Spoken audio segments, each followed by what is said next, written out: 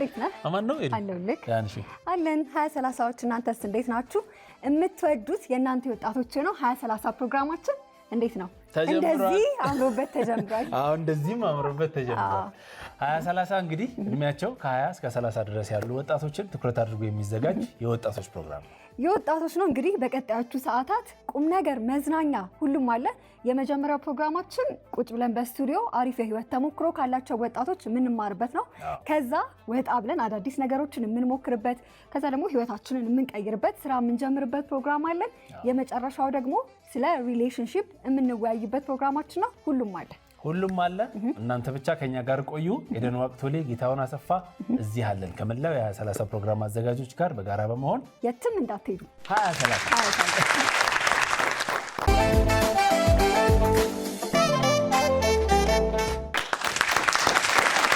2030ን እያያችሁ ነው የምትገኙት። አሪፍ ጊዜ እያሳለፋችሁ እንደሆነ ተስፋ እናደርጋለን። ከዛሬዋ እንግዳችን ጋር መጥቻለሁ።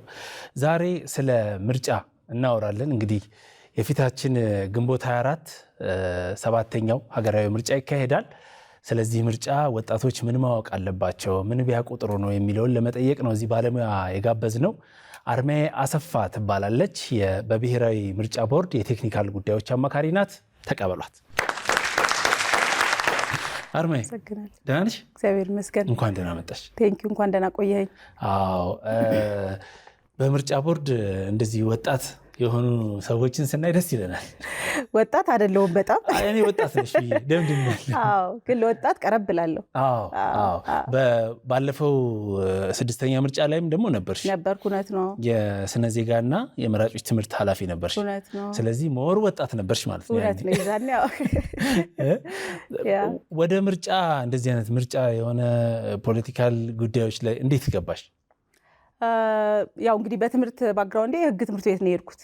ህግ ነው የተማርኩት። ስለዚህ ለምርጫ ቀረብ ይላል የህግ ሰው። ግን በስራ አጋጣሚ 6ኛው ጠቅላላ ምርጫ በሚደረግበት ጊዜ ደግሞ እንደ ሀገርም በጣም ብዙ ሙከራዎች፣ በጣም ብዙ አዳዲስ ነገሮች የተጀመሩበት ነበረ። ስለዚህ እዛ ሂደት ላይ ለመሳተፍ በነበረው በጣም ብዙ ናሽናል ኮል ነበረ። በጣም ብዙ ሰዎች አዳዲስ ሰዎች ወደ ተቋሙ ይገቡ ነበርና የዛን ወቅት ላይ ከገቡት ሰዎች ውስጥ ነኝ ማለት ነው። የመጀመሪያ ጊዜሽ ነበረ ምርጫ ቦርድን ስትቀላቀይ? ያኔ 6ኛውን ሰራ የመጀመሪያ ነው። ከምርጫ ቦርድ ከመግባትሽ በፊት ስለ ምርጫና ስለ ምርጫ ቦርድ የነበረሽ ስሜትና ከገባሽ በኋላ እንዴት አገኘሽ? በጣም በእጅጉ ይለያያል። በእጅጉ ይለያያል። እንግዲህ ምርጫ ቦርድን ወይ ምርጫን ከዛ በፊት ማውቀው በትምህርት በቲዮሪ ወይ ተምሬ ወይ በማስተማር እና በተለያዩ ሪሰርቾች ነው ማውቀው። ስራውንም ከመጀመሪያ በፊት ለምርጫ ቦርድ ያለኝ እንትን በጣም ፋንሲ የሆነ የምርጫ ቀን ብቻ ስራ ያለው ተቋም እና በቃ ኦፊስ ውስጥ ተቀምጦ ብዙ ነገር ዴስክ ላይ የሚያልቅ አይነት ስሜት ነው የነበረኝ። ስገባ ግን የምርጫ ስራ በጣም ባህር እንደሆነና በጣም ትልቅ ስራ እንደሆነ ነው የተረዳሁት። አመቱን ሙሉ ነው የምትሰሩት አይደል?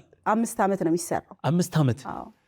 እኛ እኮ የምርጫው ቀን ስራ ያለ ነበር ይመስላል። የምርጫ ቀን ለምርጫ ቦርድ ባይዞ ሃኒሙን ነው፣ የመዝናኛ ቀን ኦልሞስት አንድ ቀን ነው። በጣም ብዙን ስራ ጨርሰነዋል። ስለዚህ የድምጽ መስጫ ቀን ማለት በጣም ተረጋግተን ብዙ ነገር በቃ መዝናኛ ነው። ኤኒዌይስ ለኛ የምርጫ ተቃራኒ፣ አሁን የኔ ራሱ ሐሳቤ ተቃራኒ ነው የሆነው። የምርጫ ቀን ስራ ያለ ነበር በጣም ይመስለኝ። ስራ አለ ግን ኮምፔርድ ቱ የመጀመሪያዎቹ ጊዜያትና ዝግጅቱን ስታስበው አይገናኝም፣ ምንም አይገናኝም። እናንተም ትመርጣላችሁ አይደል? መብታችን ነው። እንዴት ነው ነገሩ? ማለት እንደዚህ የሙያውን ነገር እያወቁ ስራው ላይ ሆኖ ድጋሚ መራጭ ሆኖ ሲኬድ ምን ስሜት አለ? ምንድነው የሚሰማው? አንደኛ የድካምህን ነው። ይሄን ሁሉ ጊዜ ስትዘጋጅ የቆየኸውን ስትጨነቅ፣ በጣም ብዙ እንቅልፍ የሌላቸው ሌሊቶች አሳልፈ የምርጫ ቀን ድምጽ መስጠት መቻል ያንን የለፋውበትን ልፋት ካውንት እንዲያደርግ ማድረግ ነው። ድምጽ ዋጋ ስላለው ማለት ነው። ስለዚህ በጣም ጥሩ ስሜት ነው ያለው። የተለየ ስሜት አለው። አንቺ ራስሽ ለፍተሽበት በሰራሽው ላይ ሲሆን ደግሞ እውነት ነው። በቃ ይሄንን ያደረኩት አንድ አሻራ አሳርፌያለሁ። የኔም ድምጽ አለበት እዚህ ውስጥ፣ እዛ ሚሊዮኖቹ ድምጽ ውስጥ የኔም ድምጽ አለበት። ለፍቻለሁ፣ ሰርቻለሁ፣ ድምጼም ደግሞ ይቆጠራል። ስለዚህ ትልቅ ስሜት አለው። እኔ ግን ማለት ነው ሁሌ የሚገርመኝ አንድ ነገር አለ። ድምጽ የሚለው ቃል እኛ ሄደን ጽፈን ነው የምንወጣው። ድምጽ ከተባለ የሆነ ቦክስ ውስጥ መጪው ነበረብኝ። ለምንድን ነው ድምጽ የተባለው? በፈረንጅ ቮት ነው የሚባለው እና የምታውቂው ነገር አለ? እሱን እንኳን ታሪክ አይዳራውን አላውቅም፣ ግን እኔ ድምፅ ኃይል ያለው ይመስለኛል ከጽሁፍ በላይ። ለምን ስለምታስበው ድምፄን አሰማለሁ። ድምፄን አሰማል። ያንን የምታስበውን እንትንህን ነው የምትጽፈው። ስለዚህ እንደ ድምጽ ነው። እኔ ፓወርፉል ነገር ይመስለኛል ድምጽ ከመጻፍ ይልቅ ተመዘገብኩ ወይንም ፈርሜ የመጣው ፈረመ ከማለት እንደውም ድሮ አባቴ ምናምን ሲነግረኝ ድምፄን ጥዬ መጣሁ ነው የሚባለው። የሆነ አይነት እና ሳጥን ውስጥ ጥዬ መጣሁ አይነት ነገር። ስለዚህ መጣል አይደለም፣ አሁን ድምፅ መስጠት ነው። ለድምፅ ደግሞ የሚታመን አለ። ስለዚህ ፓወርፉል ስለሆነ ነው ፓወርፉል ነው ብዬ ነው የማስበው። እውነት ነው። ታሪካዊ አመጣጡን ባላውቀው ፓወርፉል ይመስለኛል። በቃ ሁሌ ግራ ይገባኝ ነበር ለምንድን ነው ድምፅ የሚባለው። ግን እንዳልሽው ስሜት ይሰጣል። ድምፅ ሰጥቻለሁ፣ በድምፄ ነው የመረጥኩት የሚለው ነገር አሪፍ ነው በጣም። አሁን የቴክኒካል ጉዳዮች አማካሪ ነሽ። 5 ዓመት አልፏል አይደለ? ከባለፈው ምርጫ በኋላ ይሄ አዲሱ ምርጫ 7ኛው ምርጫ ምን አዲስ ነገር አየሽበት ከባለፈው አንጻር? አዲስ ነገር እንግዲህ ምርጫ የሚሰራው ስራ እንዳልኩ ተመሳሳይ ነው። ነገር ግን ከ6ኛው ጠቅላላ ምርጫ የተለየ ነገር ይዘን የመጣ ነው። በዚህኛው ላይ የመራጮች ምዝገባ በዲጂታል ለምሳሌ አድርገናል። ስለዚህ ባለፈው እንደምታስታውሱት ምርጫ በምትባል አፕሊኬሽን በስልካችን ጣቢያ መሄድ ሳይኖርብን መመዝገብ ችለናል። ለእኛ ትልቁ አዲስ ነገር ብለን ምንለው በመራጮች ምዝገባ ዙሪያ ያመጣነው ዲጂታላይዜሽን ነው። ከዚህ ቀደም በመዝገብ ላይ ሁሉም ሰው ጣቢያ ላይ ሄዶ ነበር የሚመዘገበው።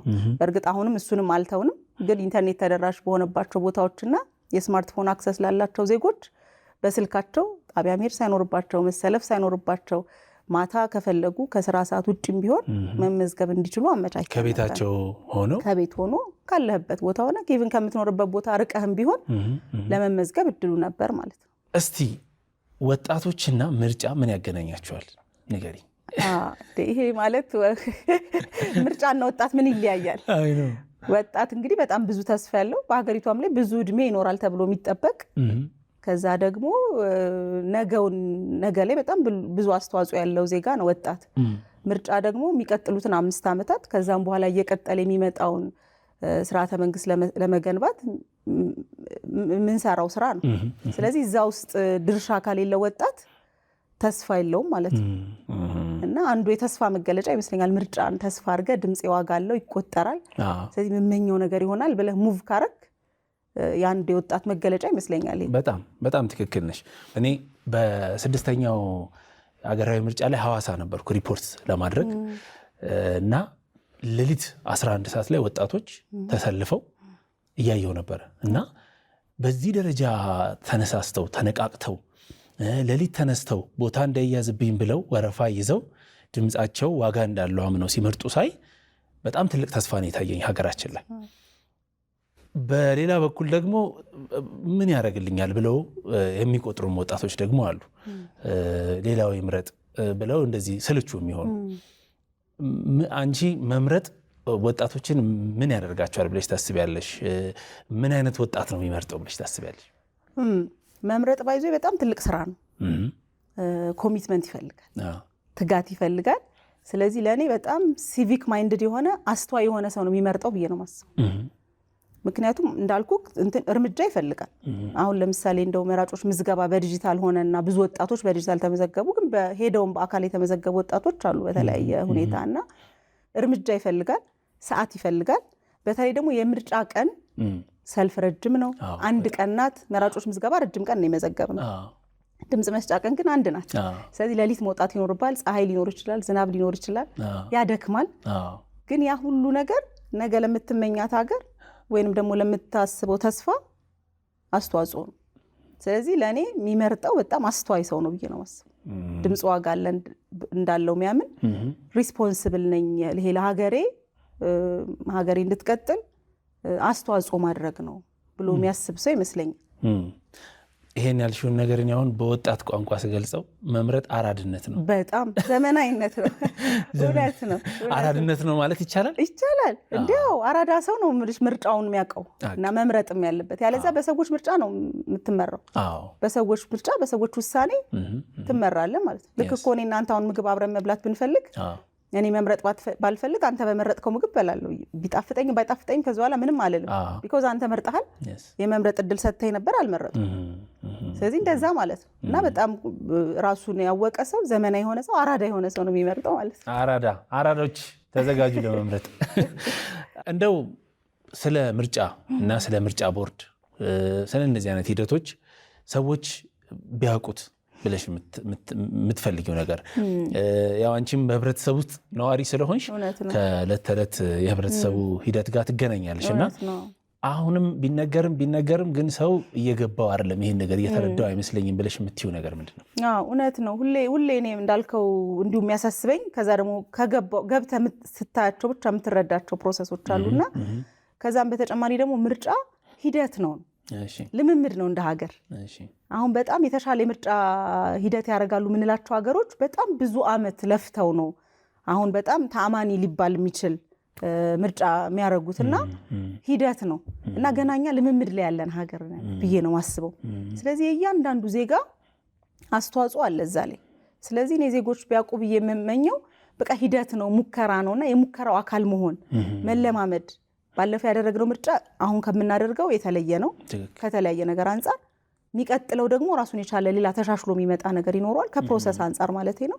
ስለዚህ ያን ሂደት እንደሆነ አውቀን በአንድ ምሽትም ይመጣ ለውጥ የለም።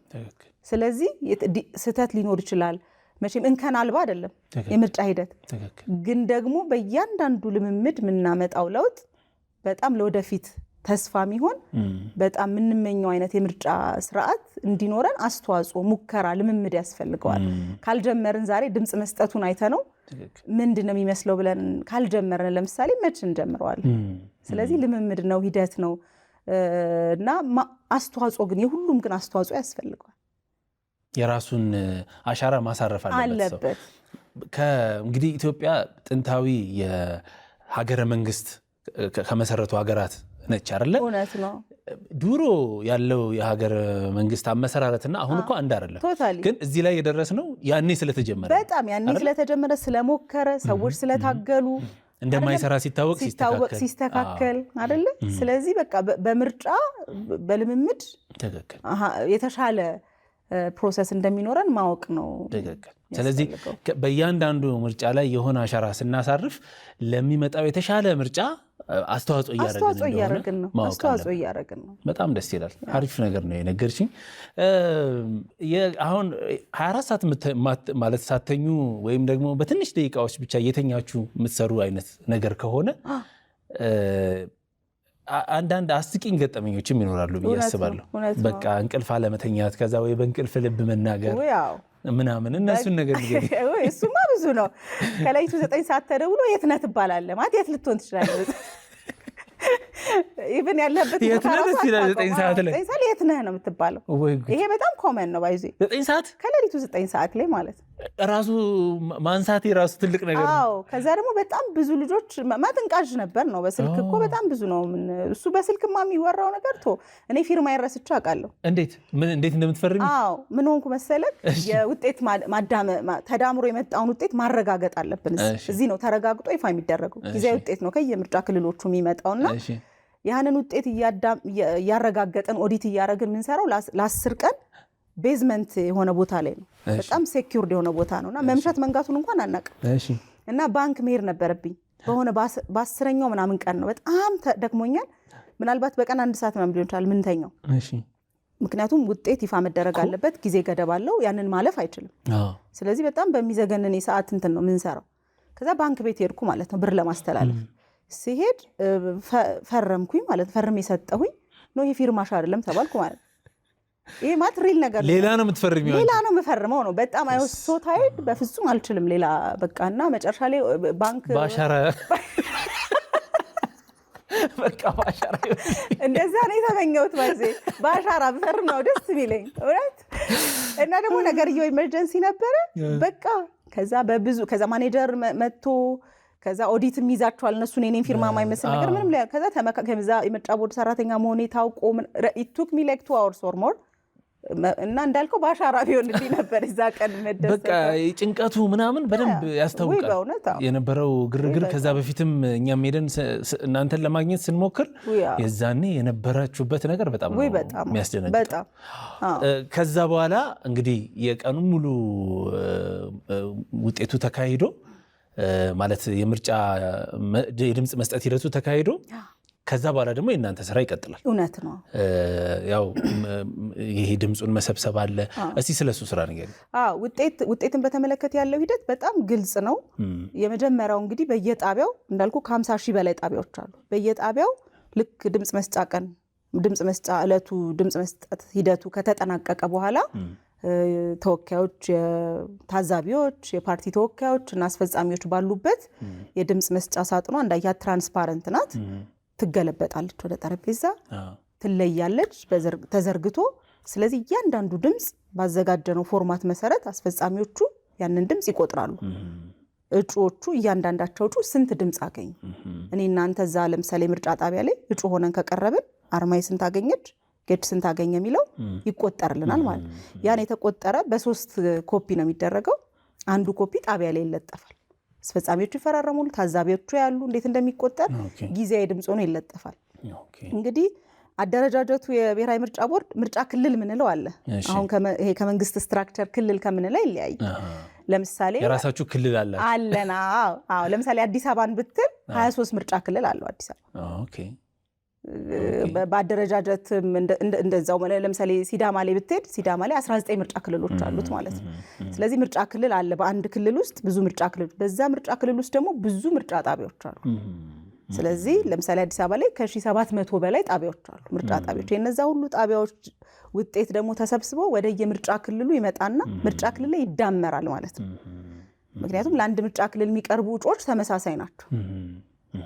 ስለዚህ እነዛን እጩዎች ያገኙትን ኤክስ የሚባለው ጣቢያ ላይ ዋይ የሚባለው ጣቢያ ላይ ያገኙት ውጤት በሙሉ ማን ያዳምረዋል? ምርጫ ክልሉ ላይ ያለው የምርጫ ክልል አስፈጻሚ ያዳምረዋል ማለት ነው። ተደምሮ የመጣውን ውጤት አዳምሮ ይፋ ካረገ በኋላ እንደ ጊዜያዊ ውጤት ወደ ዋናው መስሪያ ቤት ይልክልናል። ይሄ ማለት በ3 ቀን ውስጥ ወይም በ2 ቀን ውስጥ ማለቅ አለበት። ይሄ ሁሉ ነገር ማለት ነው። ይሄ ሁሉ ነገር የሆነ ክልል ላይ ወይም ጣቢያ ላይ ችግር ቢከሰት ብታገኙ ምንድን ነው የምታደርጉት? ይሰረዛል ውጤት። በጣም የብዙ ጣቢያ ውጤት ሰርዘናል። ከዛ በኋላ ድጋሚ ምርጫ ይደረጋል። እውነት ነው። ባለፈው እኮ ከመስከረም በኋላ እኮ ብዙ ድጋሚ ማሟያ ምርጫዎችን አድርገናል። ማሟያ የሚባለው እሱ ነው። ድጋሚ ማሟያ ምርጫ የሚባለው ይሄን ነው። በተለያየ ምክንያት ውጤት እንሰርዛለን። በጣም የብዙ ጣቢያ እንሰርዛለን። ለድምጽ ስለምንታመን ማለት ነው። ድምጽ የህዝቡን ድምጽ ማይወክል ውጤት ከመጣ ይሰርዛል። በደንብ በቃ ጠጥተሽዋል። ይሄንን ነገር ስራዬም ነው ወደው ነገር ነው። ከግል ህይወትሽ ጋር ይገናኝብሽም? ከግል ህይወት ጋር በጣም ይገናኛል። የምርጫ ስራ ባይዞ የሚረዳህ ቤተሰብ የሚረዳህ ወዳጅ እና ጓደኛ ይፈልጋል። ምክንያቱም ኦልሞስት ቀን ከሌሊት ነው የሚሰራው። ልክ ምርጫው ከደረሰባቸው ከ6 ወር ልክ ካሌንደሩን ካወጣን በኋላ ያለው ውሎና አዳራችን በእጅጉ ከማህበራዊ ህይወት የተለየ ይሄን የሰራው ሰው ብቻ ነው ሊረዳ የሚችለው። ስለዚህ 24 ሰዓት በቃ ስለዚህ ጉዳይ ነው። ኤግዛክትሊ አዳር አለው፣ ውሎ አለው። መጋዘን ውስጥ እናድራለን። እቃ ሲጫን የሚጨረሻዎቹን 10 ቀናት ኦልሞስት ሁሉም ሰው በሚባል ሁኔታ መጋዘን ውስጥ ነው የሚያሳልፈውና በጣም አስጨናቂ ነው። ከዛ ሌላ ወሬ ማውራት አይመጣልህም። ስለዚህ ይገናኛል፣ ግን ደግሞ በጊዜ የተገደበ ነው። እየቀለለም ይመጣል። ደግሞ የሀገር ጉዳይ ነው። ስለዚህ ከዚህ በላይ ምንም በኩራት የምንሰራው ስራ ነው። በኩራት የምናወራው ስራ ነው። እንግዲህ ቅድም እንዳወራ ነው አሁን የመራጮች ምዝገባ ተጠናቋል። ኦልሬዲ የተመዘገቡ መራጮች ናቸው ድምጻቸውን የሚሰጡት ለመጪው ምርጫ። ግን ያው ምርጫ ሁልጊዜ ስለሚቀጥል የዛሬ 5 ዓመት ደግሞ ሌላ እድል አለ። አሁን ያለፈው ወጣት ሊኖር ይችላል፣ ወይም ደግሞ እሱም ራሱ ለምን እኔ መሪ አልሆንም ብሎ እያሰበ እንዴት ነው ምንድነው ማድረግ ያለብኝ የሚለውን ነገር ግራ የተጋባ ሊኖር ይችላል። ደስ የሚለው ነገር ብዙ ወጣቶችን እያየን ነው። አሁን ወደ ፖለቲካ መድረኩ እየመጡ ነው። ምን ማለት ትፈልጊያለሽ? አሁን ለሚቀጥለው 8ኛ ሀገራዊ ምርጫ የሆነ ዓላማ ወይንም እቅድ ወጣት ውስጥ መክተት ከፈለግን ምን ማለት ትፈልጊያለሽ? በጣም ከባድ ጥያቄ ነው። ያስኩትን ልጨርስ ማለት እንዳልኩክ ነው። ማለት በቃ መቀጠል ካለብን በምርጫ ብቻ ነው። ከዛ ደግሞ ወጣቱ በጣም ትልቅ ኃይል ነው። ከቁጥር አንጻር ስታስበው፣ ከአስተሳሰብ ከአንደርስታንዲንግ ከምን አንጻር ልረዳምና ትርጉም ያለው ተሳትፎ ላርግ ቢል ራሱ ከወጣቱ በላይ ማን ሊያደርግ ይችላል? ስለዚህ እኔ ወጣቶች ትርጉም ያለው ተሳትፎ እንዲያደርጉ ሚኒንግፉል የሆነ አውጥተው አውርደው አገናዝበው እና ይሄ በቃ አንዱ ስራዬ ነው። ሀገሬ ናት። ስለዚህ ለሀገሬ ከማደርግላት አንዱ አስተዋጽኦ በምርጫ መሳተፍ ነው በምርጫ ደግሞ የተገነባች ሀገር ለመቀጠል በጣም ብዙ ተስፋ አላት። እየተሻሻለ ነው የሚመጣው ብዙ ነገር ማለት ነው።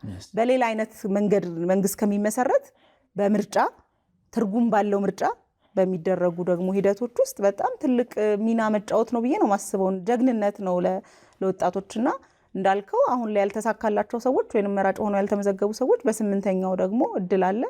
ስለዚህ እዛኔ ተዘጋጁ ለማለት ነው። በጣም ደስ ይላል። ቀረ የምትዩ ነገር አለ? እኔ አሁን ጥያቄዎቼን ጨረስኩኝ። ውጤቱን ብቻ መጠየቅ ነው የቀረኝ። እሱን አብረን እናያለን። እና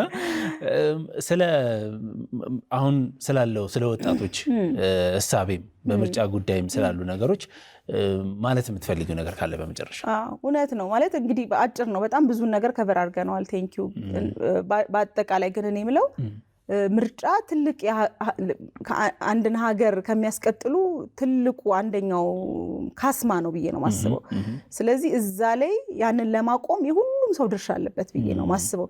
የሆኑ ሰዎች ጉዳይ አይደለም፣ ወይንም ፖለቲክስ ወይንም ምን ልበል እጩ መሆን አይደለም። ድምጽ መስጠት ለምሳሌ ድምጽ መስጠት ወይንም በምርጫ ላይ ተሳትፎ ማድረግ እንዳልከው አሻራ ማስቀመጥ ነው። ፖለቲካ መውደድ መጥላትም አይደለም። የሀገር ጉዳይ ነው ማለት ነው። የሀገር ጉዳይ ነው። በቃ መቀጠል ካለብን አብረን መራመድ ካለብን የአንድ ዜጋ አንዱ ትልቁ ግዴታውና ኦፍ ኮርስ ግዴታ ለማለት እንትን ቢልም የውዴታ ግዴታ ነው። ስለዚህ በዛ ውስጥ መሳተፍ እንዳልከው ቅድም እንደተባለው አራድነትም ነው፣ ዘመናዊነት ነው።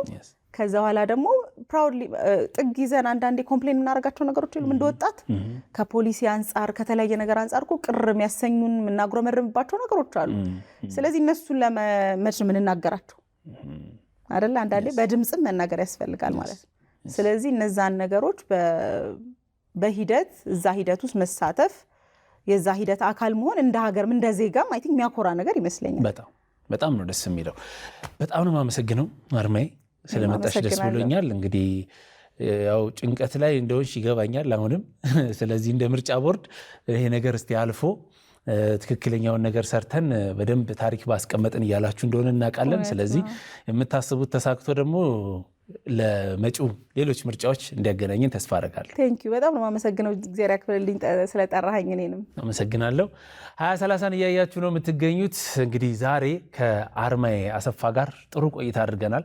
ስለ ምርጫ ለማውራት ያው መጪው ሀገራዊ ምርጫ የወጣቶችንም ተሳትፎ የሚጠይቅ በመሆኑ ወጣቶች ስለ ምርጫ ምን ማወቅ አለባቸው በሚል ነው ይህንን ዝግጅት የሰራ ነው። እንግዲህ ቁም ነገር እንዳገኛችሁበት ተስፋ እናደርጋለን። ፕሮግራማችን ይቀጥላል። 2030 እስከ መጨረሻው ድረስ ከኛ ጋር ስለነበራችሁ እናመሰግናለን። የምናዘጋጃቸውን አዝናኝ ቪዲዮዎች ማየት ከፈለጋችሁ እዚች ጋር ጠቅ ያድርጉ። ሰብስክራይብ የሚለውን ደግሞ እዚህ ጋር ጠቅ ማድረግ እንዳትረሱ። በቀጣይ ቪዲዮ እንገናኝ።